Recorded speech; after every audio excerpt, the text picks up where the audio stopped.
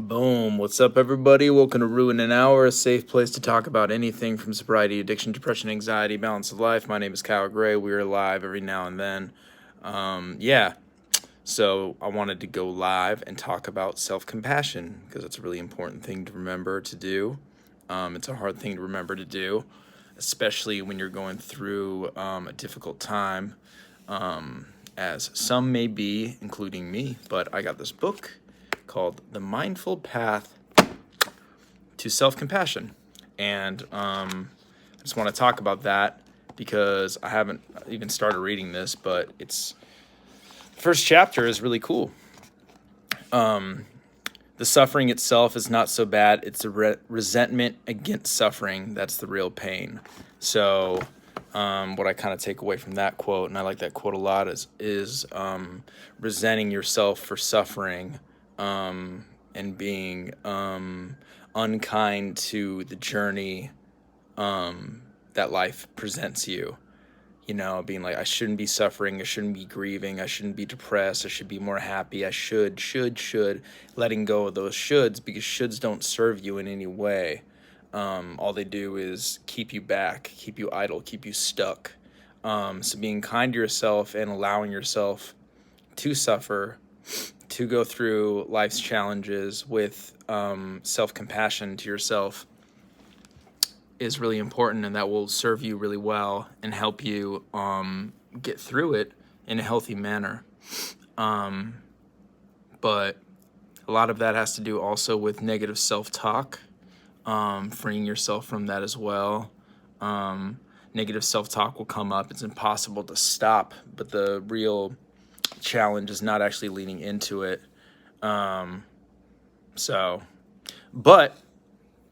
that's that. I'm trying to go live more often. Sorry, it's from my phone, but it is what it is. But I'd like to open up the floor for everybody today. I'm just gonna be live for a little bit, but if you guys want to talk about anything, feel free to, and I will discuss it with you. I'm a should person, and I tend to forget how far I've come.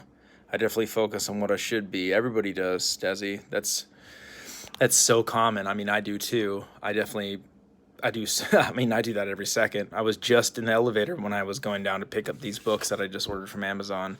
I was just thinking about how like long I've been grieving past relationships. It's been like a solid 3 years, you know. And you only think of the shoulds when you're like really like going through something bad. You never think of a should when you're like at a high point, right? When you're functioning at a high vibration, you never think I should be this, I should be that, because you're at a high vibration. When you're being of service to others, when you're helping people out, when you're being there for family and friends, you never think I should be this, I should be that. So that's important to remember. But I got two cool books. I got The Mindful Path to Self-Compassion, and I got The Body Keeps the Score. I've heard a lot about this book. So, yeah, man, I'll bring back Watch eventually. To be honest, Watch is not really that important to me anymore. Battle Rap is Battle Rap. Battle Rap is fine without Watch. Watch is cool and all, but I would much rather lean into this side of me than me watching battles. Because I've given my life to battle rap. I've given everything I've had to give to battle rap. I don't really have much more to give, to be honest. What is The Body Keeps the Score about? The Body Keeps the Score is about trauma, brain, mind, and body, in the healing of trauma. Trauma is a fact of life. Veterans and their families deal with the painful aftermath of combat. 1 in 5 Americans has been molested. 1 in 4 grew up with alcoholics. 1 in 3 couples have engaged in physical violence. Dr. Bessel van der Kolk, one of the world's foremost experts on trauma, has spent over 3 decades working with survivors. In The Body Keeps the Score, he uses recent scientific advances to show how trauma literally reshapes both body and brain, compromising sufferers' capacity for pleasure, engagement, self-control, and trust. He explores innovative treatments from neural feedback and meditation to sports drama and yoga that offer new paths to recovery by activating the brain's natural neuroplasticity. But yeah, that's it. But yeah, So, what do you guys want to chat about? Let's talk to you. How's everybody doing out there? Anybody have anything they want to talk about? Chit chat about? I'm 2 days with no drinking after basically drinking every day for years. I feel so much better. Casey, that's incredible. Good job. That's amazing, man. Isn't it really impressive if you like stop drinking for literally like a day? You can instantly tell the health benefits from it. It's drinking is literally fucking poisoning your body. That's all it is, cut and dry. Like, there's no health benefits to drinking. I give a fuck about like some doctor in Italy saying drinking one glass of wine a day is good for your heart. You know what else is good for your heart? Drinking a gallon of water a day. Like actually drinking something that's nourishment and not alcohol, not poisoning your kidneys. So yeah, when you stop for 2 days, that's incredible, man. Good job. I know that's not easy at all. I've been there. I've been a person that I was scared to put alcohol down. I thought I would be an alcoholic for the rest of my life. And once I like really leaned into being sober, I was like, wow, I don't want to not be sober ever again. Why would I do myself that disservice? I have one body and one life, and I might as well treat this meat astronaut suit the best I can. Bro, it's so bad. I saw a YouTube video about how alcoholic makes you drunk, and it helped me not want to touch it. Yeah, for real, man.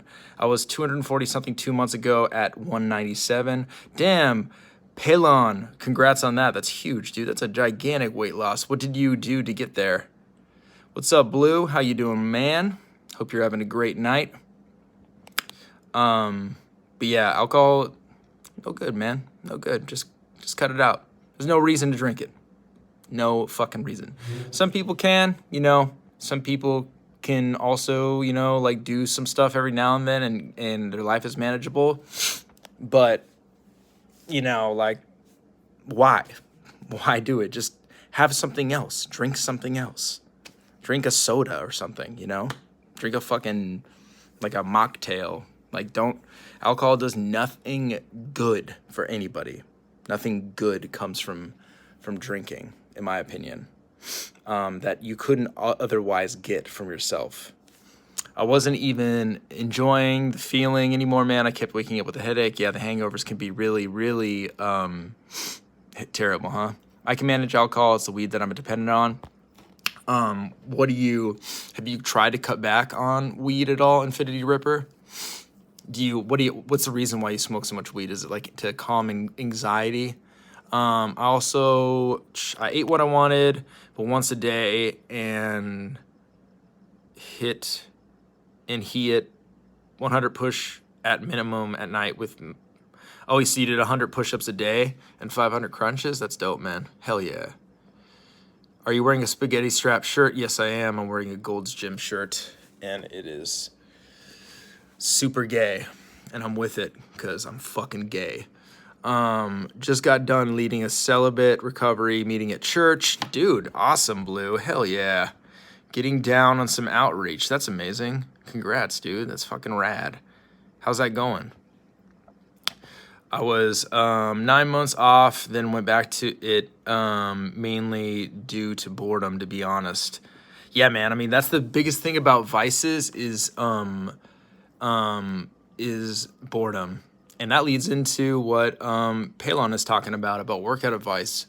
I'm actually going out to New Jersey this weekend, and I'm going to be interviewing on Saturday and doing a live run an hour with a guest that I'm a very big fan of. His name is Sean G. If you guys look him up, he's a fitness guy. I'm actually like having him on as a special guest, and hopefully I'm going to meet up with this other guy, and they're going to give some fitness advice. I think physical fitness is something that everybody should do, because if you're not doing it, you're definitely like handicapping yourself in a way in life. I think it's the best therapy. I think it's the best thing for what we're talking about, like boredom. And I think it can reset your mood. It's like the opposite of alcohol pretty much. There's nothing bad about it. Exercise, there's no downside to it, period. Only upside. Working out will never do anything bad for you, only good. But Yeah, if you're looking for workout advice, I would say it starts in the kitchen, unfortunately, which is really difficult. Starts in the kitchen, eating healthy foods such as vegetables, fruits, lean meats, staying away from processed food like bread, chips, cookies, stuff like that, soda, cut soda out. Um, and yeah, man, drink a gallon of water a day. And yeah, start there. Start there. I would say if you try to start drinking a gallon of water a day, it will improve everything tenfold. You'll lose weight because you'll lose water weight. Your body is a big filter. I love cookies too, man. Trust me, I'm guilty of that shit. I love working out, but weed even enhances that. It kind of sucks to love it so much. Nah, man, I completely understand liking something like that so much. I mean, I'm a big fan of a lot of things, vices that I quit, but the thing is, you got to just like weigh them if they serve you or not, you know. And that rotes back into the subject matter of this video of being kind to yourself. You can't get down on yourself for enjoying something like weed because there's a reason why you enjoy it. But if it's making your life unmanageable, that's when you need to get yourself in check and just be like, hey man, am I being the best to myself? And that's how you can be kind to yourself, being like, am I treating myself with the utmost respect and care? Am I poisoning myself? Am I not treating my body correctly? If I was looking from the outside in, would I treat somebody I care about like this? What's up, Relatively Raw? How's it going, K-Dose? Good to see you, bro. I agree, self-improvement is an addiction. A diet helps you maintain the weight. Definitely. A diet, everything starts in the kitchen, man. Everything starts in the kitchen. You can gain weight, you can balance weight, you can maintain in the kitchen. I lost about 65 labs in 2021. It's very addictive.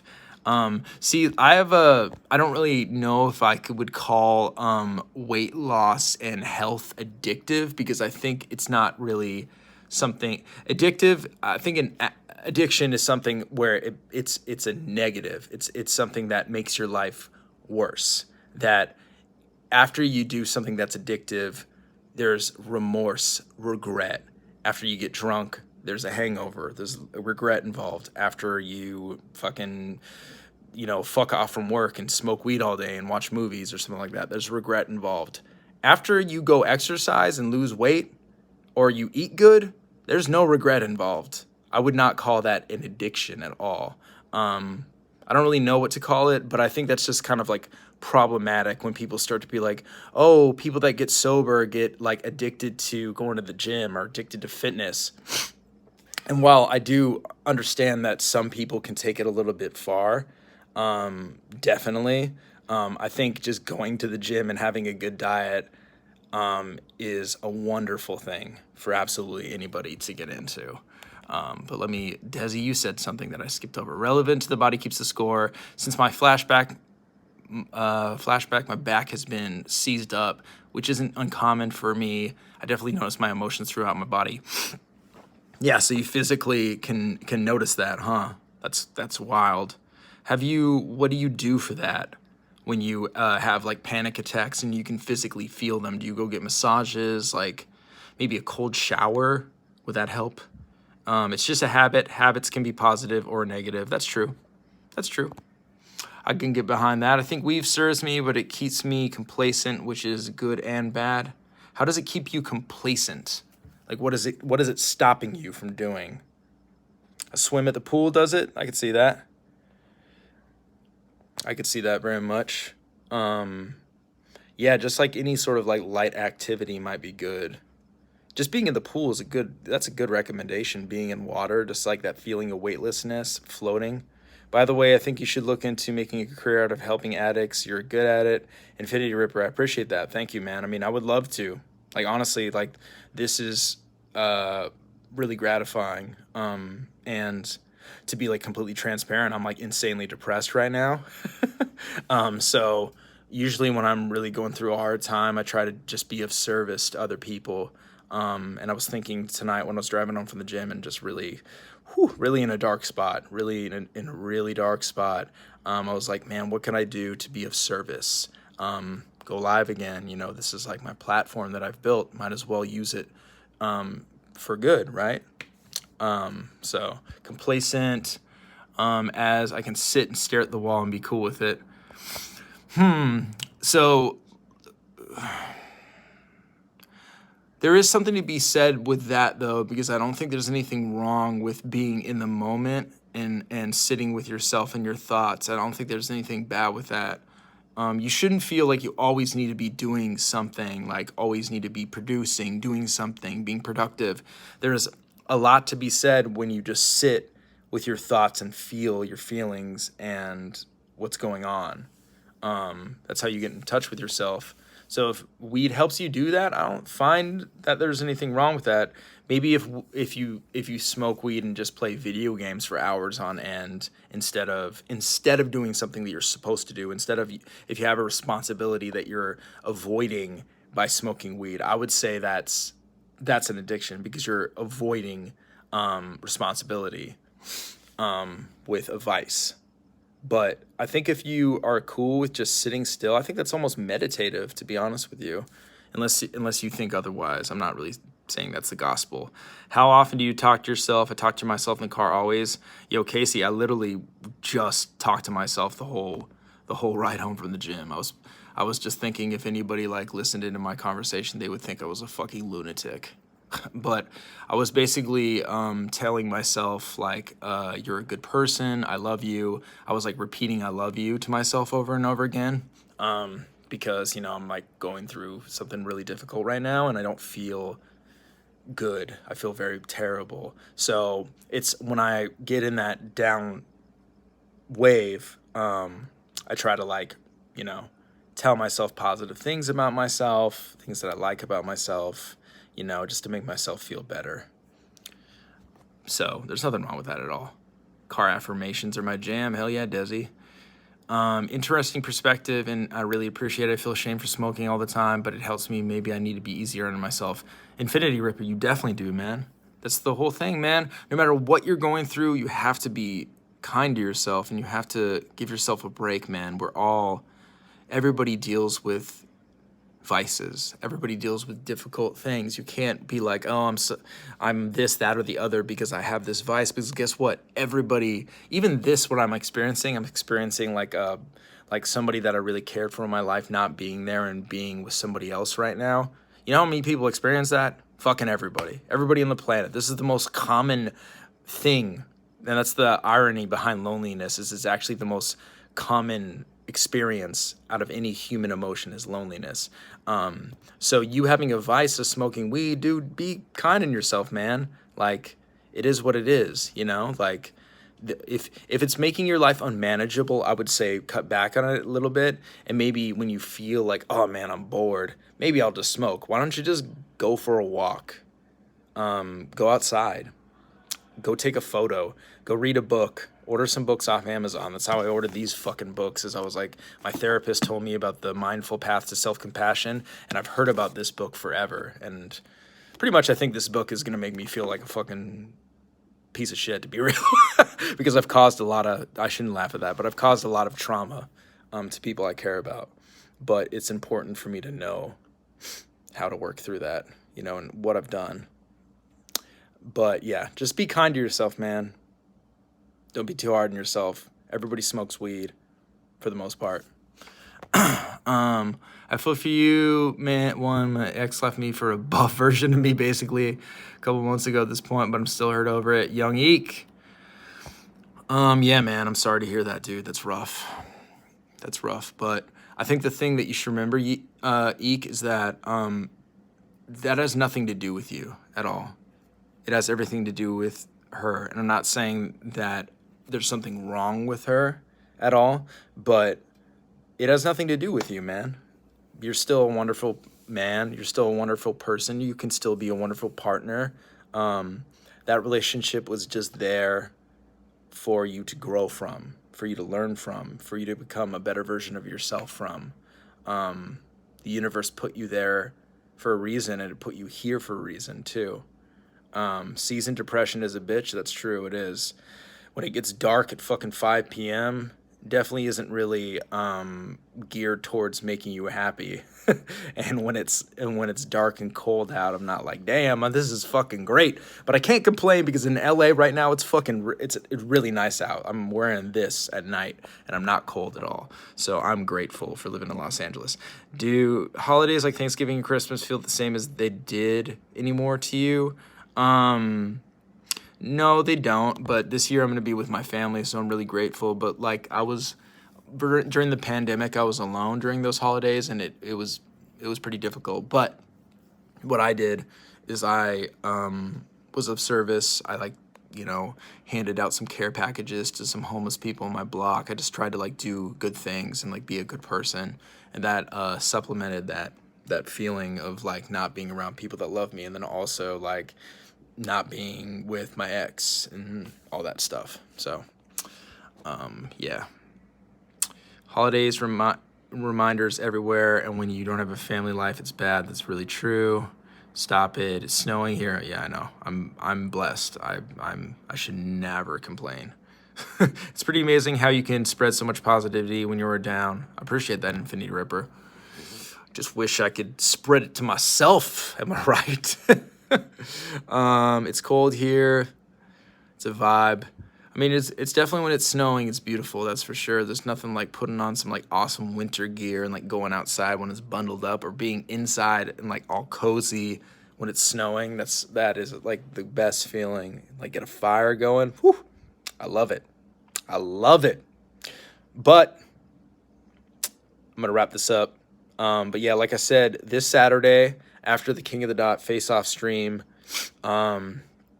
I'm going to be live with Sean G. We're going to do a Ruin an Hour for an hour.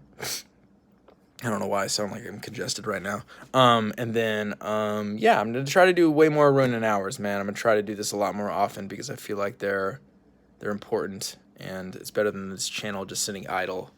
And since I'm not doing watches in the moment that often, I promise I will in the future. I would love to get Geechee in here. I'd love to get Hollow in here. Lush, Ilmac. What's up, Najil or Nabil? Sorry, my eyes are terrible, man. But yeah, much love to everybody out there. Oh yeah, adopt my block, Dirtbag Dan. Go support it. He's the fucking man. He's doing God's work. And yeah, I'll see you guys later. Much love. Peace out.